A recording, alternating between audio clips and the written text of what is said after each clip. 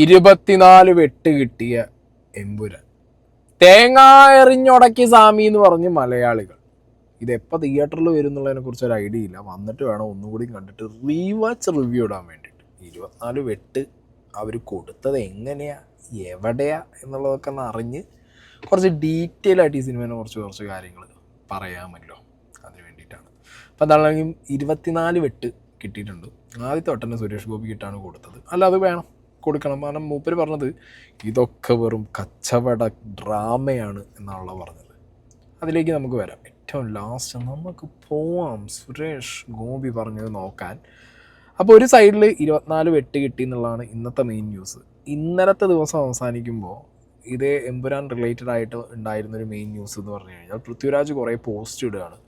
അത് ഈ cinema related ആയിട്ട് തന്നെയുള്ള കുറച്ച് പോസ്റ്റുകൾ ഇടുന്ന സമയത്ത് അതിലെവിടെയും ഇതിൻ്റെ പ്രൊഡക്ഷൻ ടീമിനെ മെൻഷൻ ചെയ്തില്ല എന്ന് പറഞ്ഞിട്ട് ഒരു ചെറിയ കോൺട്രവേഴ്സി പൊട്ടിപ്പൊളിച്ച് വന്നിട്ടുണ്ടായിരുന്നു. ബട്ട് പൃഥ്വിരാജ് അത് പിൻവലിച്ചിട്ട് പിന്നെ പ്രൊഡക്ഷൻ്റെ ഒക്കെ പേരുള്ള കുറച്ച് പോസ്റ്റുകളൊക്കെ ഇട്ടിട്ടുണ്ട്. പ്രതിഷേധമാണോ അല്ലേ എന്നുള്ളതിനെ കുറിച്ചിട്ടൊന്നും ഒരു ഐഡിയ ഇല്ല. എന്താണെന്നുണ്ടെങ്കിൽ അങ്ങനെ ഒരു സാധനം വന്നു, പിന്നെ അത് പോയി, പിന്നെ പ്രൊഡക്ഷൻ്റെ ഒക്കെ പേര് വെച്ചിട്ട് ഐറ്റംസ് വന്നു. ഇന്നത്തെ മെയിൻ സംഗതി 24 വെട്ടുമല്ല, ആൻ്റണി പെരുമ്പാവൂർ വന്നിട്ട് മീഡിയനെ അഡ്രസ്സ് ചെയ്തു. വൺ ഓഫ് ദ പ്രൊഡ്യൂസർ വന്നിട്ട് മീഡിയനെ അഡ്രസ്സ് ചെയ്തു. അതിലേക്ക് പോയി വെക്കാം.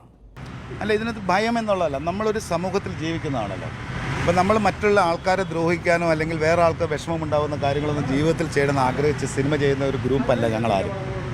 മോഹൻലാൽ സാറും അതെ, പൃഥ്വിരാജും അതെ. എൻ്റെ അനുഭവത്തിൽ ഇതുവരെയുള്ള അങ്ങനത്തെ ഒരു ഇൻസിഡൻറ്റും ഞങ്ങൾക്കറിയില്ല, ഞങ്ങൾ കേട്ടിട്ടില്ല. അങ്ങനെയുള്ളൊരു അസോസിയേഷനിൽ നമ്മൾ പോയിട്ടില്ല. ഈ സിനിമ വന്നപ്പോൾ ഏതെങ്കിലും ആൾക്കാർക്ക് അതിനകത്ത് സങ്കടമുണ്ടെങ്കിൽ ആ സങ്കടത്തിനെ നമ്മൾ കറക്റ്റ് ചെയ്യേണ്ട ഉത്തരവാദിത്വം ഒരു സിനിമ നിർമ്മാതാവ് എന്നുള്ള നിലയിലും സംവിധായകനും അതിനകത്ത് അഭിനയിച്ച ആൾക്കാർക്കും ഒക്കെ ഒരു ബാധ്യതയുണ്ടെന്ന് വിശ്വസിക്കുന്ന ഒരാളാണ് ഞാൻ. ആ വിശ്വാസത്തിൻ്റെ പേരിൽ ഞങ്ങളുടേതായ ഒരു തീരുമാനമാണ്, ഞങ്ങൾ ഒന്നിച്ച് കൂടായിട്ട് എടുത്തൊരു തീരുമാനമാണ്. അതിലൂടെയാണ് ഈ ഒരു എഡിറ്റ് നടന്നിരിക്കുന്നത്. അത് 2 മിനിറ്റും ചെറിയ സെക്കൻഡും മാത്രമാണ് ആ സിനിമയിൽ നിന്നും മാറ്റിയിരിക്കുന്നത്. ഇത് വേറെ ആരുടെ നിർദ്ദേശപ്രകാരമൊന്നുമല്ല, ഞങ്ങളുടെ സ്വന്തം ഇഷ്ടപ്രകാരം തന്നെ ചെയ്തിരിക്കുന്നതാണ്. ഇനി ഫ്യൂച്ചറിലായാലും നമ്മളൊരു കാര്യം ചെയ്ത് കഴിയുമ്പോൾ വേറൊരു ആൾക്കാർക്ക്, ഏതൊരു ആൾക്കാർക്ക് വിഷമം ഉണ്ടായാലും അതിനെ അതുപോലെ തന്നെ സമീപിക്കണമെന്ന് വിശ്വസിച്ച് ജീവിക്കുന്ന ഒരാൾക്കാരാണ് ഞങ്ങളെല്ലാവരും. ഓക്കെ, അപ്പോൾ ഇതാണ് നമ്മുടെ ആൻ്റണി പെരുമ്പാവൂർ. ആദ്യം ആരെയും വിഷമിപ്പിക്കാനോ അവർക്ക് താല്പര്യമില്ല. അങ്ങനെ ഒരാളെ വിഷമിപ്പിച്ചുകൊണ്ട് സിനിമ എടുക്കാനൊന്നും അവർക്ക് ഇഷ്ടമല്ല, അങ്ങനെ ചെയ്യുന്ന ആൾക്കാരല്ല എന്നാണ് പറഞ്ഞത്. അങ്ങനെയാണെങ്കിൽ സീറോ മലബാർ സഭ ഇന്ന് വന്ന് പറഞ്ഞിട്ടുണ്ട്, മോഹൻലാൽ ഖേദം പ്രകടിപ്പിച്ചപ്പോൾ ക്രൈസ്തവ വിശ്വാസികൾക്കും വിഷമം കാണാതെ പോയി, അവരുടെ വിഷമം കാണാതെ പോയി എന്നാണ് പറഞ്ഞത്.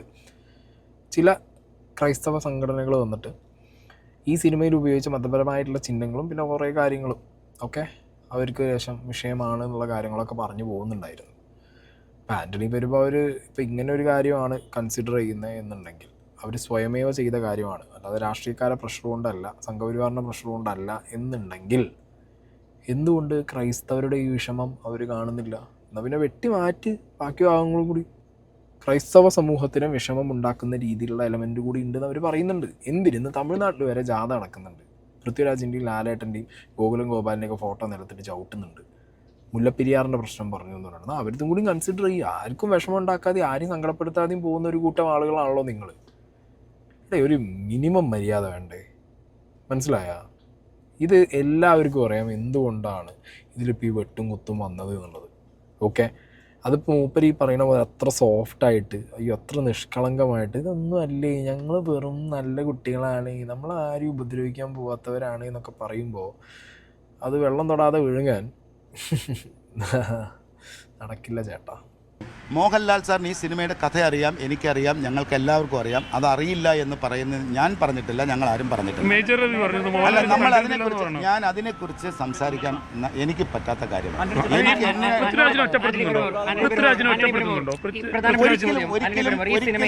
ഒരിക്കലും പൃഥ്വിരാജിനെ ഒറ്റപ്പെടുത്തേണ്ട കാര്യമില്ല. കാരണം ഞങ്ങൾ എത്രയോ വർഷമായിട്ട് അറിയാവുന്ന ആൾക്കാരാണ്. ഞങ്ങൾ ഒന്നിച്ചെടുത്ത തീരുമാനമാണ് ഈ സിനിമ നിർമ്മിക്കണമെന്നും ഈ സിനിമ വരണമെന്നും ഈ സിനിമയിൽ ഇപ്പോൾ ഉണ്ടായിരിക്കുന്ന ഈ വിവാദങ്ങൾ ഉണ്ടാകാൻ പാടില്ല എന്നും വിശ്വസിച്ച് പൃഥ്വിരാജ് ഉൾപ്പെടുന്ന ആൾക്കാർ ജീവിക്കുന്ന ഈ സമൂഹത്തിൽ ജീവിക്കുന്നതല്ലേ. ഓക്കെ, അപ്പോൾ ഇങ്ങനെ നല്ല പറഞ്ഞു പഠിപ്പിച്ച് വിട്ടിട്ടുണ്ട്. ഇങ്ങനെ ഇപ്പം ഈ പറഞ്ഞൊരു സംഗതി ഉണ്ടല്ലോ, അത് നിങ്ങൾ തന്നെ ഒരു എനിക്ക് മനസ്സിലാവുന്നില്ലേ. അതായത് മോഹൻലാലാണെങ്കിലും പൃഥ്വിരാജ് ആണെന്നുണ്ടെങ്കിലും ആരാണെന്നുണ്ടെങ്കിലും ഇവരൊക്കെ ഇതിനു മുമ്പും പറഞ്ഞിട്ടുണ്ട് സിനിമ കണ്ടിട്ടുണ്ട് എന്നും സിനിമയെക്കുറിച്ച് അറിയാമെന്നുള്ളതും. എല്ലാം ഓക്കെ. ഈ രണ്ടുപേരും തുറന്ന് പബ്ലിക്കിൽ പ്രസ് മീറ്റിലും അവർ മീഡിയനെ അഡ്രസ്സ് ചെയ്തപ്പോഴും അവർ ഇൻ്റർവ്യൂസ് കൊടുത്തപ്പോഴും പറഞ്ഞുള്ളൊരു കാര്യമാണ്. മേജർ രവിയെ പോലുള്ള ഒരാൾ വന്നിരുന്നത് തള്ളുമ്പോൾ എനിക്ക് തോന്നുന്നു ആൻ്റണി പെരുമ്പാവൂരൊന്നും ഇനി അത് പറയാതിരിക്കരുത്. അതായത് അയാൾ പറഞ്ഞത് അയാളുടെ വശമായിരിക്കാം, അത് പേരെടുത്ത് തന്നെ പറയാനുള്ള ധൈര്യം കാണിക്കണം. ഇല്ലെങ്കിൽ ഉണ്ടല്ലോ ഇതേപോലുള്ള പാരസൈറ്റുകൾ, Lal Mohanlal, the brand, the L brand, the big game, ഈ മനുഷ്യൻ്റെ ഒപ്പം കൂടിയിട്ട് ഇങ്ങനത്തെ പരിപാടികൾ കാണിച്ചു വയ്ക്കും. അത് ആ ബ്രാൻഡിന് തന്നെ ചീത്തപ്പേരാണ്. മനസ്സിലായോ? അതാണെങ്കിലും ഇങ്ങനെ സമ്മതിച്ച് നമ്മളാരും ഈ പടം കണ്ടിട്ടില്ലാന്നോ അല്ലെങ്കിൽ പടത്തിനെ കുറിച്ചൊന്നും അറിയില്ലാന്നോ എവിടെയും പറഞ്ഞിട്ടില്ല. പിന്നെ എന്തുണ്ടാക്കാനാണോ കഴിഞ്ഞ ദിവസം വന്നിരുന്ന് ഇയാൾ കൈവിട്ടിട്ട് കുറേ ഡയലോഗ് അടിച്ചത്? യോ ഞാൻ BJPൻ്റെ വൈസ് പ്രസിഡൻ്റാണ്, ഞാൻ മറന്നുപോയി എന്ന് വിചാരിച്ചിട്ട് ഒരു ബോധോദയം വന്നിരുന്ന് പറഞ്ഞതാണോ? ഇനി അയാളെക്കുറിച്ചൊന്നും പറയലട. അയാളെക്കുറിച്ച് വേറൊരു കോണ്ടന്റ് നമുക്ക് വേറെ ചെയ്യാം. അതുകൊണ്ട് മേജർ രവി ഒരു സൈഡിലിരി. ജനം സ്വീകരിച്ചിട്ടുണ്ട്, ജനം ഭയങ്കരമായിട്ട് സ്വീകരിച്ചിട്ടുണ്ട്. അല്ല, ഞാൻ അങ്ങനെ തീർച്ചയായിട്ടും ഉണ്ടാവും. മൂന്നാം ഭാഗം ഉണ്ടാവും, തീർച്ചയായിട്ടും ഉണ്ടാവും എന്നാണ് ആന്റണി പെരുമ്പാവൂർ പറഞ്ഞത്. വേണം, മൂന്നാം ഭാഗം വേണം. ഇതിപ്പോൾ മലയാളികൾ ഈ 1, 2 ഭാഗം കണ്ടല്ലോ, 3-ൽ എന്താ സംഭവിക്കുക, അത് തീർക്കണ്ടേ ഈ പരിപാടി. മൂന്നാം ഭാഗം എന്താണ് ഉണ്ടാവും എന്ന് പറഞ്ഞു, സമാധാനം. പിന്നെ മൂന്നാം ഭാഗം ഉണ്ടാവും എന്നുള്ളതിൻ്റെ ഒരു വലിയ സിഗ്നൽ പൃഥ്വിരാജും ഇവരൊക്കെ ഷെയർ ചെയ്തിട്ടുണ്ട്. അത് നമ്മളെ പ്രണവ് മോഹൻലാലിൻ്റെ ഒരു പോസ്റ്ററാണ്. ഫൈൻ. സോ അത് സിനിമ ഇനിയും കാണാത്തവരുണ്ടെന്നുണ്ടെങ്കിൽ that will be a major spoiler, ഞാൻ പറയുന്നില്ല. സോ പ്രണവ് മോഹൻലാലിൻ്റെ ഒരു പോസ്റ്റർ കണ്ടതോടുകൂടിയിട്ട് എനിക്ക് ഉറപ്പായി ഇന്നിപ്പോൾ ഈ ആൻ്റണി പെരുമ്പാവൂർ മൂന്നാം ഭാഗം കൂടി ഉണ്ടെന്ന് പറഞ്ഞപ്പോഴത്തേക്ക് സമാധാനമായി അടിച്ച്. അതിനിടയിൽ തൃശ്ശൂരുള്ള ഏതോ ബിരുദം പോയിട്ട് ഇതിൻ്റെ പ്രദർശനം തടയണം എന്ന് പറഞ്ഞിട്ട് സെൽഫ് പബ്ലിസിറ്റിക്ക് പോയിട്ട് കോടതിയിൽ പോയിട്ട് ഒരു ഹർജി കൊടുത്ത് ഹൈക്കോടതി ചവിട്ടി കൂട്ടിയത് ബുക്കിലിട്ടിട്ട് പറഞ്ഞു അനാവശ്യ പബ്ലിസിറ്റിക്ക് വേണ്ടിയുള്ള ഹർജികൾ ഇവിടെ എടുക്കില്ല. ഓൾറെഡി ഒരു 24 കട്ടാക്കിയിട്ടാണ് വരുന്നത്. തൃശ്ശൂരുള്ള ഏതോ BJP ജില്ലാ കമ്മിറ്റി അംഗമാണ് കൊണ്ടുപോയിട്ട് ഈ പരിപാടി ഒപ്പിച്ചിട്ടുള്ളത്. എന്താണെങ്കിലും അതിന് കണക്കിന് അവിടുന്ന് കിട്ടിയിട്ടുണ്ട്. ഓക്കെ, ഇനി നമുക്ക് നോക്കാനുള്ളത് സുരേഷ് ഗോപി പറഞ്ഞത് ഇത് വെറും പ്രഹസനമാണ്, പബ്ലിസിറ്റിക്ക് വേണ്ടിയുള്ള വെറും ഡ്രാമയാണെന്നാണ് സുരേഷ് ഗോപി പറഞ്ഞത്. വിഷയം വളരെ സജീവ ചർച്ചയ്ക്ക് ഇന്ന് പാർലമെന്റിലും കൊണ്ടുവരുന്നുണ്ട് ഇടത് കോൺഗ്രസ് MP-മാർ. എന്താണ് അക്കാര്യത്തിൽ താങ്കളുടെ സിനിമാ പ്രവർത്തനം കൂടിയല്ലേ? വെറും ഡ്രാമയാണ് അവിടെ നടക്കുന്നത്, അത്ര എനിക്ക് പറയാനൊക്കെ. വെറും ഡ്രാമ, കച്ചവടത്തിന് വേണ്ടിയുള്ള ഡ്രാമ, അത് മാത്രമാണ് നടക്കുന്നത്. കേരളത്തിൽ ആരും ആവശ്യപ്പെട്ടിട്ടില്ല മുറിക്കാൻ, അവര് തീരുമാനിച്ചതാണ്. അത് വെച്ച് കഷ്ടമാണ്. ഈ ഡ്രാമയാണ് അതിലും വലിയ ദുരിതം എന്ന് പറയുന്നത്. മലയാളികൾ കണ്ട ഏറ്റവും വലിയ ഡ്രാമയാണ്. തൃശ്ശൂർ എനിക്ക് വേണം, എനിക്ക് തരണം, കിട്ടിക്കഴിഞ്ഞപ്പോൾ അതിലോ ഭൂലോക ഡ്രാമ. കിട്ടുന്നതിന് മുമ്പ് പള്ളിയിൽ പോയിട്ടുള്ള ഡ്രാമ, ഇപ്പം കിട്ടിക്കഴിഞ്ഞിട്ട് വീണ്ടും ഒരു പള്ളിയിൽ പോയിട്ടുള്ള ഡ്രാമ. അത് ക്രിസ്ത്യൻ പള്ളിയാണെന്നുണ്ടെങ്കിൽ മുസ്ലിം പള്ളി. ഡ്രാമയോ ഡ്രാമ.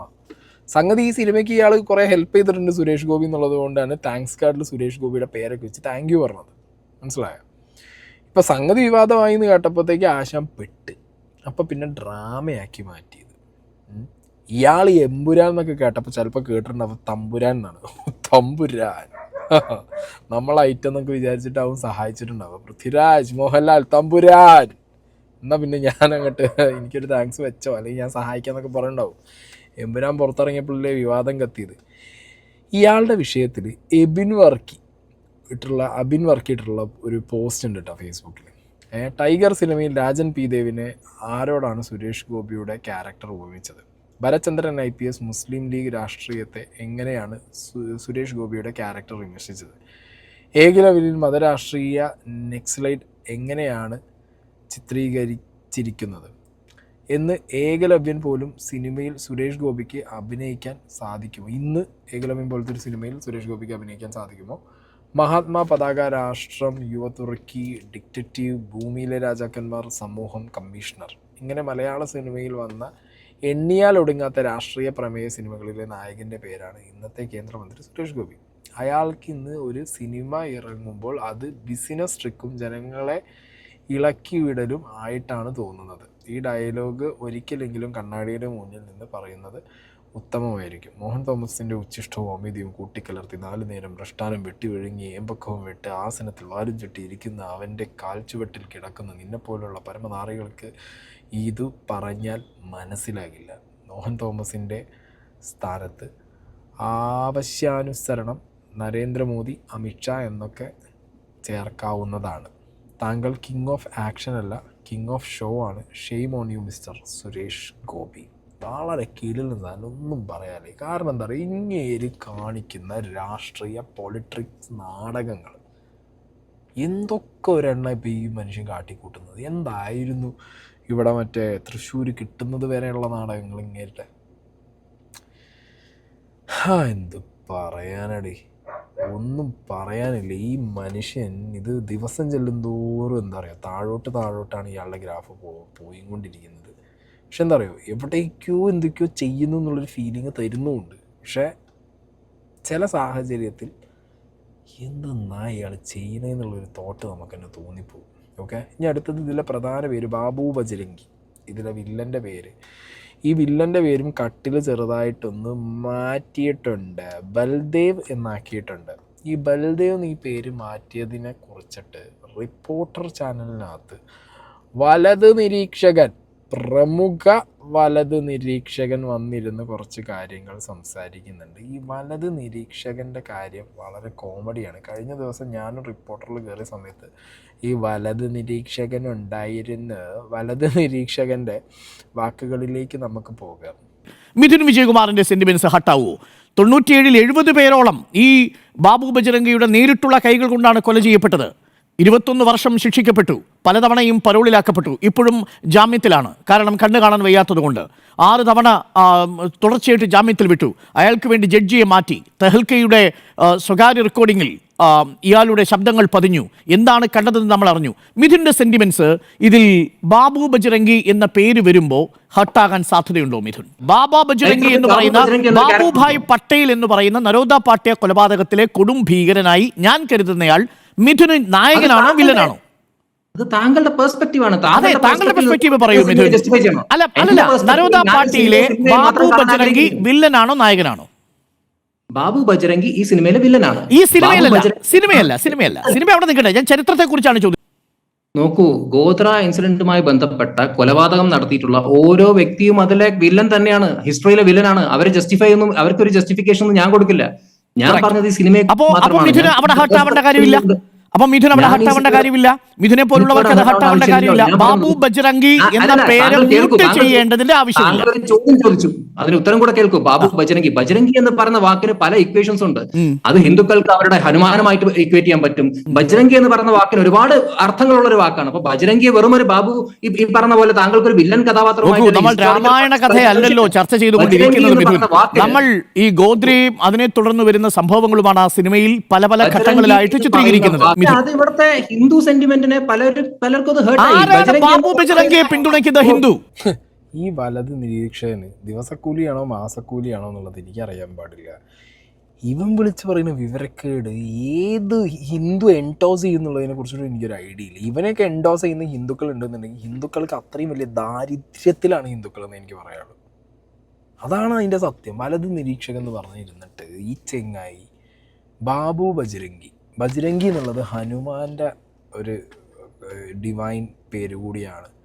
അതുകൊണ്ട് അത് ഈ സിനിമയിൽ കാണിക്കുന്ന ബാബു ബജ്രംഗി എന്നുള്ളവൻ്റെ തനി നിറം തെഹൽക്ക പുറത്ത് വിട്ട 8 മിനിറ്റ് 33 സെക്കൻഡുള്ള സ്റ്റിങ് ഓപ്പറേഷൻ്റെ വീഡിയോയിലുണ്ട്. അയാൾ ചെയ്ത ക്രൂരത, മുസ്ലിം സഹോദരങ്ങളോടുള്ള അയാൾക്കുള്ള തീരാത്ത വെറുപ്പും അയാൾ ചെയ്ത ക്രൂരതകളും അതിനകത്ത് കിടക്കുന്നുണ്ട്. ആ ബാബു ബജ്രംഗിയുടെ പേര് സിനിമയിലേക്ക് കൊണ്ടുവരുമ്പോൾ അയാൾക്ക് ഈ ബജ്രംഗി എന്നുള്ള പേരൊപ്പം വെച്ചുകൊണ്ട്, ഇതേ ഡിവൈനായിട്ടുള്ള ഹനുമാൻ്റെ പേരൊപ്പം വെച്ചുകൊണ്ടാണ് ഈ നരഹത്യ അയാൾ ചെയ്തു കൂട്ടിയത്. അയാളെയൊക്കെ വന്നിരുന്നിട്ട് ഇതേപോലെ താങ്ങാനുള്ളൊരവസ്ഥയിലേക്ക് ഇവനെപ്പോലുള്ള വലത് നിരീക്ഷകന്മാർ ഈ നാട്ടിൽ ഈ മുഖം മൂടിയിട്ട് ഇറങ്ങുന്നുണ്ടെന്നുണ്ടെങ്കിൽ നിങ്ങൾ തന്നെ ആലോചിച്ചോ, ഇവനൊക്കെയാണ് ഈ നാടിൻ്റെ ശാപം. മനസ്സിലായോ? ഇവനെ ഒന്നും ഒരു കാലത്തും അടുപ്പിക്കാൻ പാടില്ല. ഇവനെയൊക്കെ വിളിച്ച് കയറ്റിയിരിക്കുന്ന, ഊക്കാൻ വേണ്ടി വിളിച്ച് കയറ്റുന്നതാണെങ്കിൽ റിപ്പോർട്ടറിന് ഇനി ഇവനെ വിളിച്ച് കയറ്റാം. കാരണം നല്ല രീതിയിലുള്ള ഊക്കാണ് ഇവിടെ അരുൺകുമാർ കൊടുത്തിട്ടുള്ളത്. നല്ല രീതിയിൽ കിട്ടിയിട്ടുണ്ട്. എന്ന് പറഞ്ഞാൽ അതിനകത്ത് ഇരിക്കുക എന്നല്ലാതെ പറഞ്ഞു എവിടെ എത്തിയെന്ന് ആലോചിച്ച് നോക്ക്. ഇതിപ്പോൾ മറ്റേ കർണാടകയിലും തമിഴ്നാട്ടിലൊക്കെ പോയാൽ കാണാം, ശ്രീ ബാലാജി, ശ്രീ മഹാലക്ഷ്മി ബാർ, വിൽക്കുന്നത് മദ്യവും പരിപാടികളും, ബാറിൻ്റെ പേര് ശ്രീ മഹാലക്ഷ്മി. ഈ അവസ്ഥ ഇവൻ പറഞ്ഞുകൊണ്ടിരിക്കുന്നത് ഈ പേര് ബാബു ബജരംഗി എന്ന് ചെയ്ത പരിപാടി അതിലും വലിയ കൊടും ക്രൂരതയും. അപ്പം എന്താ ഹനുമാനായിട്ടുള്ള ഇക്വേഷൻസ് ഒന്നും ഉണ്ടായിരുന്നില്ല ഇവന്. സിനിമയിൽ ബാബു ബജരംഗിൻ്റെ പേര് വന്നപ്പോഴത്തേക്ക് ഇവന് ഭയങ്കര പൊള്ളൽ. എന്ത് നാട് എവിടെ നിന്ന് കിട്ടുന്ന ഈ ക്യാപ്സ്യൂള്? ചാണകത്തിൽ മുക്കിയിട്ട് ഗ്രൂപ്പിലിരുന്നാണോ അത് വെള്ളം തൊടാതെ ഈ ഒക്കെ ഒഴുകി വന്ന് ചലച്ചുകൊണ്ടിരിക്കുന്നത്? ഇവനെ പോലെയുള്ള കപട പറയില്ല വലത് നിരീക്ഷകൻ എന്നൊക്കെ. ഇപ്രാവശ്യം വലത് നിരീക്ഷകൻ എന്നെങ്കിലും കൊടുത്ത്, മറ്റേ സാമൂഹ്യ നിരീക്ഷകൻ എന്നാണ് ഇവൻ്റെ പേര് ഞാൻ കണ്ടിട്ടുണ്ടായിരുന്നത്. ഞാൻ കയറി ചർച്ച ചെയ്ത് സാമൂഹ്യ നിരീക്ഷകൻ. സമൂഹത്തിന് ഇവൻ്റെയൊക്കെ നിരീക്ഷണത്തിലൂടെ പോകേണ്ട ഒരു അവസ്ഥ വരുന്നല്ലോ എന്നാണ് ഞാൻ ആലോചിച്ച് നോക്കുന്നത്. ബജരംഗി എന്ന് പറയുന്ന വാക്കിന് ഒരു ഹിന്ദു മീനിങ് ഉണ്ട്. അതിന് ഹിന്ദു കോണ്ടെക്സ്റ്റിൽ വായിച്ചു നോക്കുകയാണെങ്കിൽ പല ഡിവൈൻ മീനിങ്സും ഉണ്ട്. അപ്പൊ ആ ബജരംഗി എന്ന് പറയുന്ന അയ്യപ്പനും കോശിയും എന്നൊരു സിനിമയിൽ അയ്യപ്പനൊരു ഹിന്ദു മീനിങ് തോന്നി എന്നൊരാൾക്ക് തോന്നിയാൽ പബ്ലിക് സെന്റിമെന്റ്സ് ഹട്ടാവൂ? സോറി, അയ്യപ്പനും കോശിയും എന്നൊരു സിനിമയിൽ അയ്യപ്പൻ എന്നുള്ളതൊരു ഹിന്ദു ദൈവത്തിന്റെ പേരാണെന്ന് തോന്നിയാൽ ഈ നാട്ടിൽ ഒരു സിനിമ എടുക്കാൻ പറ്റുമോ മിഥുൻ? ആ പബ്ലിക് സെന്റിമെന്റ്സിലേക്ക് ഇവരെ പോലെയുള്ള ഒരാൾ എങ്ങനെ സപ്പോർട്ട് ചെയ്തതാണ് മനസ്സിലാവാത്തത്? അല്ല, അയ്യപ്പനും കോശിയും എന്ന് പറഞ്ഞ സിനിമയിൽ അയ്യപ്പൻ അങ്ങനെ മോശമായി ചിത്രീകരിച്ചെന്ന് ഞാൻ മനസ്സിലാക്കുന്നില്ല. പിന്നെ ഒരു ലാർജർ സെന്റിമെന്റിനെയാണ് നമ്മളിവിടെ കൺസിഡർ ചെയ്യുന്നത്. എനിക്കോ താങ്കൾക്കോ അല്ല ഏതോ 1-2 ആൾക്കാർക്ക് തോന്നിയതല്ല. ഒരു കൂട്ടം ആളുകൾക്ക് അങ്ങനെ തോന്നിക്കഴിഞ്ഞാൽ അതൊരു കുഴപ്പമായിരിക്കാം. അതിനെ അങ്ങനെയും കാണാം. കാരണം എന്റെയോ താങ്കളുടെയോ പെർസ്പെക്ടീവ്. അരുൺകുമാർ മിസ്റ്റർ, നിങ്ങൾ എന്ത് പറഞ്ഞിട്ടും കാര്യമില്ല. അവിടെ രാവിലെ ചാണകം, ഉച്ചയ്ക്ക് ചാണകം, വൈകുന്നേരം ചാണകം, അടിമുടി ചാണകത്തിലാണ് മുങ്ങിയിരിക്കുന്നത്. അത് നിങ്ങൾ എന്ത് എക്സാമ്പിൾ വെച്ച് എന്ത് ചോദിച്ചാലും larger perspective, shorter perspective, I represent the Hindus of this country, we are the right wing നിരീക്ഷകർ എന്നൊക്കെ പറഞ്ഞു വന്നിരുന്നിട്ട് ഇതേപോലെ തുപ്പിക്കൊണ്ടേയിരിക്കും വർഗീയത. അതിനെന്തെങ്കിലുമൊക്കെ ഒരു എക്സ്പ്ലനേഷൻ ഇവരെയൊന്നും നിരീക്ഷകനൊന്നും പറഞ്ഞു കൊണ്ടൊന്നും ഇരുത്തല്ലേ. ഇനിയിപ്പോൾ ഓക്കെ വലത് നിരീക്ഷകനെങ്കിലും പറഞ്ഞു, വലത് നിരീക്ഷകൻ എന്ന് പറയരുത്, വലത് താങ്ങി എന്ന് പറ. അതാ അവനൊക്കെ നല്ലത്. വലത് താങ്ങി നല്ല താങ്ങല. കഷ്ടം ഇവനെ പോലുള്ളവരെ കേൾക്കേണ്ട ഒരു അവസ്ഥ കേരളത്തിന് വരുന്നു എന്നുള്ളതിലുണ്ടല്ലോ. ഇതിലും വലിയ ദുരന്തം ഇനി കേരളത്തിന് നടക്കാനും കിട്ടാനും ഇല്ല. ഇനി കുറേ ആൾക്കാർ തമിഴ്നാട്ടിൽ ഇന്ന് രാവിലെ മോഹൻലാലിൻ്റെയും പൃഥ്വിരാജിൻ്റെയും ഗോകുലം ഗോപാലിൻ്റെയൊക്കെ ഫോട്ടോ ആയിട്ട് ഇറങ്ങിയിട്ടുണ്ടായിരുന്നു. എമ്പുരാനെ ചൊല്ലിയുള്ള തർക്കങ്ങൾ കത്തിനിൽക്കുന്നതിനിടെയാണ് തമിഴ്നാട്ടിൽ നിന്ന് പുതിയ വിവാദം. സിനിമയിലെ ചില രംഗങ്ങളിൽ അണക്കെട്ടിനെ ചൊല്ലിയുള്ള പരാമർശങ്ങളാണ് പെരിയാർ വൈഗ ഇറിഗേഷൻ കർഷക കൂട്ടായ്മ ഏറ്റുപിടിച്ചിരിക്കുന്നത്. പരോക്ഷമായി മുല്ലപ്പെരിയാറിനെയാണ് ലക്ഷ്യം വെച്ചതെന്ന് സംഘടന പറയുന്നു. കരാർ പ്രകാരം തമിഴ്നാടിനുള്ള അവകാശങ്ങൾ തെറ്റായി ചിത്രീകരിച്ചെന്നും സംഘടന ആരോപിക്കുന്നു. ഇതിന്റെ ഭാഗമായാണ് കമ്പം, തേനി മേഖലകളിൽ പ്രതിഷേധം സംഘടിപ്പിക്കാൻ ഒരുങ്ങുന്നത്. അണക്കെട്ടുമായി ബന്ധപ്പെട്ട പരാമർശങ്ങൾ ഉടൻ നീക്കം ചെയ്യണമെന്നാണ് ആവശ്യം. ബുധനാഴ്ച കമ്പത്തും വ്യാഴാഴ്ച തേനിയിലും പ്രതിഷേധ പരിപാടികൾ സംഘടിപ്പിക്കാനാണ് കൂട്ടായ്മയുടെ നീക്കം. നേരത്തെ മുല്ലപ്പെരിയാർ വിഷയത്തിൽ പലതവണ ഉപരോധമടക്കമുള്ള പ്രതിഷേധവുമായി പെരിയാർ വൈഗ ഇറിഗേഷൻ കർഷക കൂട്ടായ്മ രംഗത്തെത്തിയിരുന്നു. നിലവിൽ തമിഴ്നാട്ടിലെ മറ്റ് കർഷക സംഘടനകളാരും വിഷയം ഏറ്റെടുത്തിട്ടില്ല. ഇവരുടെ പ്രശ്നം എന്ന് പറഞ്ഞു കഴിഞ്ഞാൽ ഇപ്പോൾ മുല്ലപ്പെരിയാറായിരിക്കും അല്ലേ. അതുകൊണ്ടാണല്ലോ ഇപ്പോൾ ഈ കച്ചറ ഉണ്ടാക്കുന്നത്. മുല്ലപ്പെരിയാർ ആക്ച്വലി കേരളത്തിൽ മലയാളികൾക്ക് ഒരു വലിയ പ്രശ്നം തന്നെയാണ്. മഴ പെയ്യുമ്പോൾ മാത്രം നമ്മളതിനെക്കുറിച്ച് ആലോചിക്കുന്നു എന്നുള്ളതാണ് അതിൻ്റെ ഒരു ഫാക്ട്. ഇപ്പം ഞാനാണെങ്കിലും നിങ്ങളാണെന്നുണ്ടെങ്കിലും മഴ പെയ്യുമ്പോൾ ഞങ്ങൾക്ക് സത്യം പറഞ്ഞാൽ സോഷ്യൽ മീഡിയ ലിറ്ററലി അതൊരു കോണ്ടന്റ് മാത്രമായിട്ട് മാറിക്കഴിഞ്ഞിട്ടുണ്ട്. മഴ പെയ്യുമ്പോൾ it's A must content. Mullaperiyar, save Mullaperiyar. മഴ തീർന്നു, ഇനിയിപ്പോൾ മുല്ലപ്പെരിയാർ സേവ് ചെയ്യണ്ട. ഞാനടക്കം കുറ്റക്കാരനാണ്. ഞാൻ തുറന്ന് സമ്മതിക്കുകയാണ്. ഇവരത്ര സ്ട്രോങ് അല്ല നമ്മൾ. ഇവർ പല കാര്യങ്ങളിലും ഇവിടെ തമിഴ്നാട്ടിലുള്ള ജനങ്ങൾ ഒറ്റക്കെട്ടായിട്ട് നിന്നിട്ട് അവരുടെ ഗവൺമെൻറ് ഇന്ന് വാങ്ങുന്നുണ്ട്. ഇന്ന് എമ്പുരാൻ സിനിമയിൽ മുല്ലപ്പെരിയാറിനെ കുറിച്ച് പറഞ്ഞാൽ എന്താ പ്രശ്നം? പറഞ്ഞ കാര്യം ഇപ്പോൾ സിനിമ കാണാത്തവർക്ക് അത് സ്പോയിലർ ആവും, ഞാൻ പറയുന്നില്ല. It's A fact. കേരളം തന്നെ ഇല്ലാതാവാൻ പോകുന്ന അത്രയും കപ്പാസിറ്റി ഉള്ള ഒരു വലിയൊരു വാട്ടർ ബോംബ്, ജല ബോംബാണ് നിൽക്കുന്നത്. അപ്പോൾ പിന്നെ അതിനെക്കുറിച്ച് സംസാരിക്കുക എന്നുള്ളത് കേരളത്തിൻ്റെ പൊളിറ്റിക്സാണ്, അത് മലയാളികളുടെ പൊളിറ്റിക്സാണ്. അതിന് സപ്പോർട്ട് ചെയ്യുക എന്നുള്ളത് ഇവിടുത്തെ ഓരോ രാഷ്ട്രീയ പാർട്ടിക്കാരും ചെയ്യേണ്ടതാണ്, രാഷ്ട്രീയക്കാർ ചെയ്യേണ്ടതാണ്. അൺഫോർച്ചുനേറ്റ്ലി അതിലേക്കൊന്നും ഫോക്കസ് പോകുന്നില്ല. ഇപ്പോൾ തമിഴ്നാട്ടിൽ ഇത് എന്തോ വലിയ സംഭവമായിപ്പോയി. അതായത് പൊട്ടിയൊരു എല്ലാം കൂടി പോകുന്നു കഴിഞ്ഞാൽ നിങ്ങൾക്കൊരു കുഴപ്പമില്ല, നമുക്കാണ് വിഷയം. മനസ്സിലായോ? ഇനിയിപ്പോൾ ഈ ഫണ്ടഡ് ആണോ എന്നുള്ളതൊന്നും പറയാൻ പറ്റില്ല. ഇനി ഇവരെ നേതാവ് വന്നിട്ട് എന്തൊക്കെയോ പറയുന്നുണ്ടായിരുന്നു. தமிழ்நாட்டில் 442 பிராஞ்சில் 1968 இந்த சிட் ஃபண்ட் ஆரம்பிச்சது சென்னையில். இந்த கோகுலம் கோபாலன் திருவனந்தபுரத்தில் இல்லை, எர்ணாகுளத்தில் இல்லை, இங்கே தான் ஆரம்பிக்கிறார். இங்கே ஆரம்பித்து இந்த தமிழ்நாட்டில் இந்த அப்பாவி தமிழர்களுடைய வரி பணத்தை சுரண்டி நீங்கள் என்ன செய்றீங்க? சிட் ஃபண்ட் சீட்டுகளின் மூலமாக இந்த பணத்தை திரட்டி அதில் வரக்கூடிய வருமானத்தை எடுத்துக்கொண்டு இந்த தமிழ் மக்களுக்கு எதிராக கேரளாவில் நீங்கள் என்ன செய்றீங்க? சினிமா எடுக்கிறீங்க. இது எப்படி ஏற்றுக்கிட முடியும்? எப்படி ஏற்றுக்கிட முடியும்? ஒருபோதும் ஏற்றுக்கொள்ள முடியும். உங்களுடைய திரைப்படம் எதை வேண்டுமானாலும் பேசட்டும், முல்லை பெரியார் மீது அது கை வைக்கும் என்று சொன்னால் அதை வேடிக்கை பார்த்து கொண்டிருப்பதற்கு நாங்கள் ஒன்றும் മുട്ടാളുകൾ അല്ല. അണ്ണന് ഗോകുലം ഗോപാലൻ്റെ ചിട്ടി, ഗോകുലം ഗോപാലൻ സിനിമ എടുത്തൊക്കെയാണ് വിഷയം എന്നുണ്ടെങ്കിൽ അണ്ണ ഒരു കാര്യം ചെയ്യും, തമിഴ്നാട് നാം മാർച്ച് അങ്ങനെ ഗോകുലം ഗോപാലൻ്റെ കുറച്ച് ഓഫീസിക്കും പരിപാടിക്കൊക്കെ വിട്ടുപിടി. ഓക്കെ, മുല്ലപ്പെരിയാറും പറഞ്ഞ് ഈ പറഞ്ഞ മലയാളികളുടെ അടുത്ത് ഈ ഇളക്കിളക്കണ്ട, മനസ്സിലായോ? അതിൻ്റെ ഒരു പേടി ഇപ്പോഴും മലയാളികളുടെ നെഞ്ചിലുണ്ട്. മഴ പെയ്യുമ്പോൾ നമ്മൾ നെഞ്ചടിക്കാറുണ്ട്. നിങ്ങൾക്ക് വലിയ വിഷയമൊന്നുമില്ല. അതുകൊണ്ട് ഇപ്പം അതൊരു ഭീകര പ്രശ്നമാക്കി കത്തിക്കാൻ വേണ്ടി ഇതൊക്കെ എന്താ പറയുക, ഇതൊക്കെ ചുമ്മാ കടന്ന് ഫ്ലയർ ചെയ്യുകയാണ്, ഫ്ലയറപ്പ് ആക്കുകയാണ്. ഇതൊക്കെ ആരൊക്കെയോ തിരികൊളുത്തി വിടുന്ന പരിപാടികളാണ്. ആരൊക്കെയോ എന്നല്ല, വളരെ കൃത്യമായിട്ട് ഇതിൻ്റെയൊക്കെ അജണ്ട എന്താണെന്നുള്ളത് ഇത്രയും ദിവസങ്ങൾ 4-5 ദിവസമായിട്ട് ഈ പടം ഇറങ്ങിയിട്ട് നമ്മളൊക്കെ കാണുന്നതും കേൾക്കുന്നതും.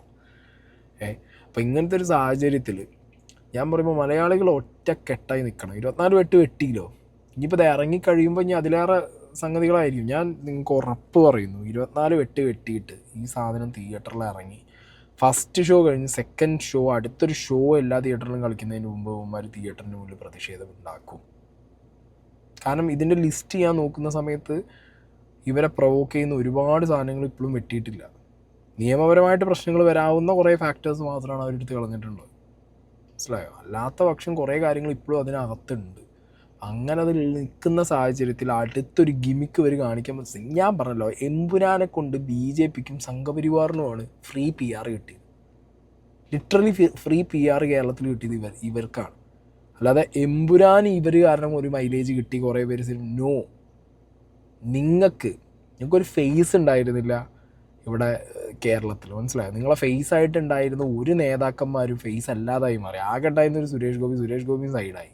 അങ്ങനെ രാജീവ് ചന്ദ്രശേഖർ വന്നു. നിങ്ങൾ ലിറ്ററലി ഇത് കേരളത്തിലെ പിക്ചറിലേ ഇല്ലാത്ത സമയത്ത് നിങ്ങൾക്ക് നിങ്ങളെ ശക്തി കാണിക്കാനും, നിങ്ങൾക്ക് എന്നും രാവിലെ എണീച്ചിട്ട് കേരളത്തിൽ എല്ലാവരും ഡിസ്കസ് ചെയ്യുന്നത് BJP സംഘപരിവാർ ഫ്രീ ആയിട്ട് നിങ്ങൾക്കാണ് കിട്ടിയ കുറേ പ്രൊമോഷൻ. ഇവിടുത്തെ കമ്മ്യൂണിസ്റ്റ് പാർട്ടിക്കും ഇവിടുത്തെ കോൺഗ്രസിനും ഒന്നും ഇതിൽ ക്യാഷ് ഇൻ ചെയ്യാൻ പറ്റിയില്ല എന്നുള്ളത് വെരി അൺഫോർച്ചുനേറ്റ് തിങ് ആണ്. എന്നെപ്പോലൊരു യൂട്യൂബർക്കടക്കം ഇവിടെ വന്നിട്ട് ഇത് ക്യാഷ് ഇൻ ചെയ്യാൻ പറ്റി, നിങ്ങൾക്കത് സാധിച്ചില്ല, മനസ്സിലായോ? ഇവിടുത്തെ കമ്മ്യൂണിസ്റ്റും ഇവിടുത്തെ കോൺഗ്രസും ഈ കാര്യത്തിൽ ദുരന്തമാണ്, ലിറ്ററലി ദുരന്തം. മുഖ്യമന്ത്രി അതിനിടയിൽ തിയേറ്ററിൽ പോയി സിനിമ കാണുന്നത് കണ്ടു, അപ്പോഴും അവിടെയുള്ള ആശാ വർക്കേഴ്സിനെ തിരിഞ്ഞു നോക്കാൻ പറ്റിയില്ല. അതൊക്കെ നാട്ടുകാർ അതൊക്കെയാണ് പറയുന്നത്. അല്ലാതെ നിങ്ങളെ എമ്പുരാൻ കണ്ടിട്ട് 4 ആളോട് സിനിമ കാണാൻ പറഞ്ഞു കഴിഞ്ഞാൽ ഒരു മനുഷ്യൻ കാണില്ല മിസ്റ്റർ. ഈ കേരളത്തിൽ അഡ്രസ്സ് ചെയ്യേണ്ട വിഷയങ്ങൾ കൃത്യമായിട്ട് അഡ്രസ്സ് ചെയ്യണം നിങ്ങൾ, അത് നിങ്ങൾ ചെയ്യുന്നില്ല. ഈ ഒരു വിഷയത്തിൽ നിന്ന് ഏറ്റവും കൂടുതൽ ബെനിഫിറ്റ് കിട്ടിയിട്ടുള്ളത് സംഘപരിവാറിനും BJPക്കുമാണ്. And it's quite unfortunate. ഒരു പേടിയുടെ ഫ്ലെയർ ഒരു കൂടെ കൊണ്ടുവരാൻ പറ്റും. ഒരു പേടി, ഇതാണ് സംഘപരിവാർ രാഷ്ട്രീയം, ഇതാണ് പേടിപ്പിക്കൽ. ആ പേടിപ്പിക്കുന്ന ഒരു തരം, ഇത് പ്രത്യക്ഷത്തിൽ അവരൊന്നും ചെയ്യില്ല, പക്ഷെ ഉള്ളിൽ പേടി തോന്നും. അങ്ങനത്തെ ഒരു സാധനം ഇവർക്ക് ഇവിടെ ക്രിയേറ്റ് ചെയ്യാൻ പറ്റി കേരളത്തിൽ. ഇത്ര കാലം ഇവർക്ക് അത് ഇത് നോർത്തിലൊക്കെ ഇവർ പയറ്റി തെളിഞ്ഞൊരു വിധമാണിത്, പേടിപ്പിച്ച് കാര്യം നേടുക. അത് BJPക്കും സംഘപരിവാറിനും ഇവിടെ നടന്നു. അതാണ് ഉണ്ടായത്. ഇപ്പോൾ ലിറ്ററലി അതാണ് സംഭവിച്ചത്.